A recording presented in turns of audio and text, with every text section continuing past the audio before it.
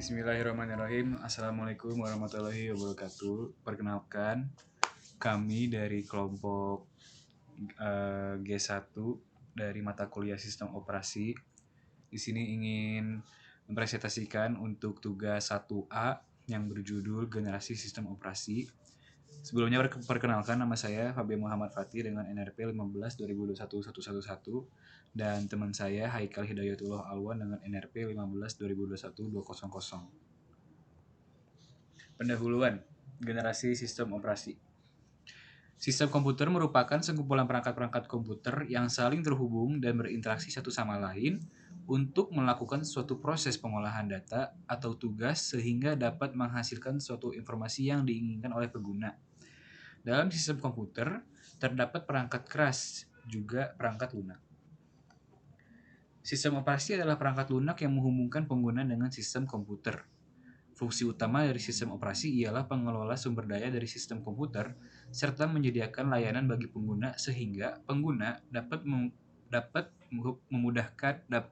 kemudahan dan kenyamanan dalam mengoperasikan komputer. Kemudian berikutnya adalah sejarah dari sistem komputer.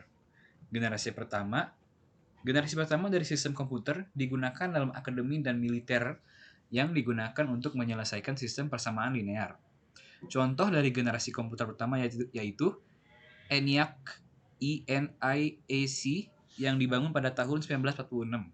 Komputer pada generasi ini menggunakan tabung vakum sebagai penyimpanan data. Kemudian generasi kedua adalah pada generasi kali ini berbagai bahasa pemrograman mulai dikembangkan dan komputer juga memiliki memori dan sistem operasi. Generasi kedua dimulai saat transistor menggantikan tabung vakum sebagai alat penyimpanan data.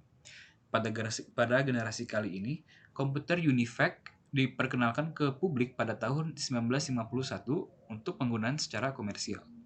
Kemudian pada tahun 1953, perusahaan IBM memulai bisnis komputer dengan merilis IBM 650 dan IBM 700. Kemudian generasi ketiga memulai dengan inovasi komputer kecil, di mana inovasi ini merupakan hal yang signifikan dan mempunyai pengaruh besar untuk komputer pada generasi selanjutnya.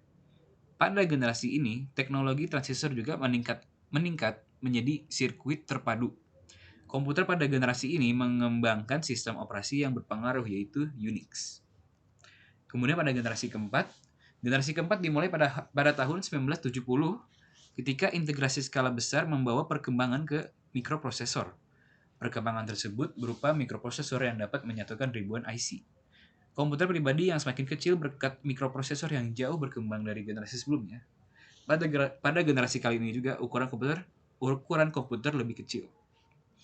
Kemudian terakhir adalah generasi kelima. Generasi ini merupakan perkembangan teknologi paling canggih saat ini dan diciptakan pertama kali pada tahun 1980.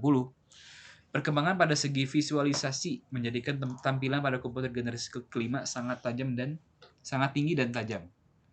Komputer generasi kelima juga menerapkan beragam teknologi seperti superkonduktor dan kecerdasan buatan, di mana komputer generasi kali ini dikembangkan untuk bisa merespons suara bahasa dan belajar secara sadar.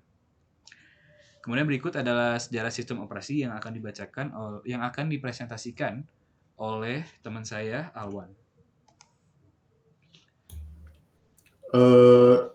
Pada generasi pertama dari sistem operasi menjadi awal perkembangan sistem komputasi elektronik menggantikan sistem komputasi mekanik. Hal ini disebabkan karena kecepatan perhitungan oleh manusia yang terbatas, serta manusia masih sering keliru. Namun pada generasi awal ini, belum ada sistem operasi yang dikenal sekarang, dan sistem komputer masih diberi instruksi yang harus dikerjakan secara langsung oleh pengguna.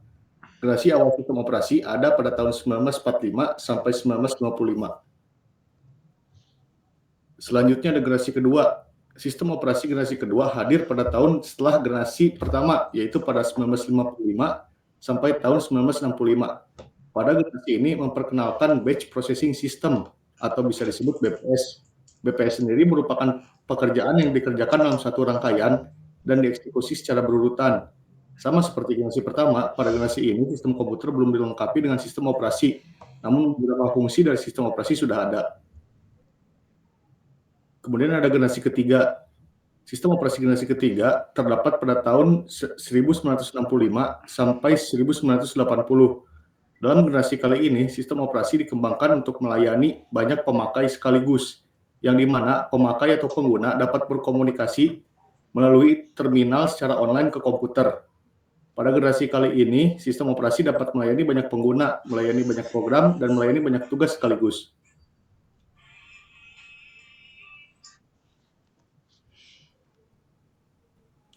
Selanjutnya generasi keempat. Pada sistem operasi generasi keempat yang ada pada tahun 1980 sampai sekarang sudah mulai menggunakan Graphical User Interface atau biasa disebut GUI yang memudahkan pengguna. Sistem operasi pada generasi kali ini dimulai era komputasi tersebar di mana komputasi tidak lagi berpusat pada satu titik yang membuat pengguna mengetahui keberadaan komputer yang saling terhubung satu sama lain. Juga tidak lagi hanya diperlukan untuk satu pengolahan, namun ditujukan untuk banyak mode pengolahan. Kemudian generasi kelima, sistem operasi pada generasi ini memperkenalkan sistem operasi dalam sebuah sistem operasi dan juga sistem operasi pada perangkat mobile seperti laptop.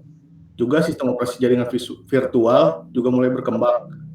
Pada generasi kali ini juga diperkenalkan sistem virtual, yaitu sistem satu komputer yang dapat digandakan secara virtual menjadi lebih dari satu komputer yang dapat bekerja bersama.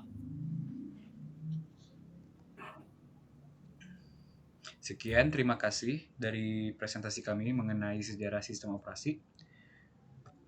Kurang lebihnya mohon maaf. Wassalamualaikum warahmatullahi wabarakatuh.